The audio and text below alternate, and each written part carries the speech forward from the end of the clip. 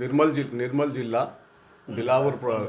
దిలావూర్ గ్రామ ప్రజలకు కాంగ్రెస్ పార్టీ పైన ఒత్తిడి తెచ్చి కేటీఆర్ గారు గతంలోనే అన్ని అనుమతులు ఉన్న పేపర్స్ ఇక్కడ ఉన్నాయి, అన్ని అనుమతులు ఇచ్చి ఈరోజు మా ముఖ్యమంత్రికి రైతులకు మధ్య విభేదాలు సృష్టించే పనిలో ఈరోజు కేటీఆర్ గారు ఉన్నారు.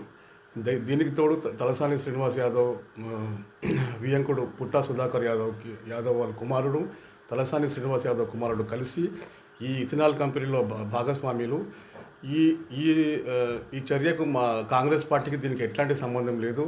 మేము ఆర్డీఓ గారిని ముట్టడిస్తే మాకు తెలిసిన విషయం ఏంటంటే ఇది గతంలో పుట్టా సుధాకర్ యాదవ్ మరియు శ్రీనివాస్ యాదవ్కి బంధువుల మధ్యలో జరిగిన ఇది సారాంశం. ఇది కేటీఆర్ గారు ప్రతి గ్రామంలో కాంగ్రెస్ పార్టీకి రైతులకు మధ్య చిచ్చు పెట్టే పనిలో ఉన్నారు.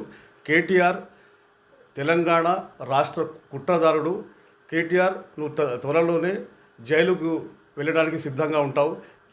ప్లస్ తలసాని శ్రీనివాస్ యాదవ్ గారు గతంలో 700 కోట్ల స్కామ్లో ఉన్నారు.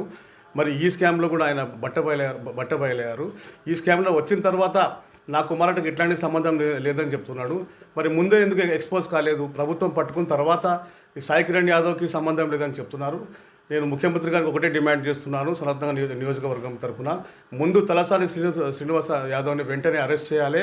ప్లస్ మన తెలంగాణ రాష్ట్ర కుట్రదారుడైన కేటీఆర్కి కూడా వెంటనే అరెస్ట్ చేయాలని డిమాండ్ చేస్తున్నాను.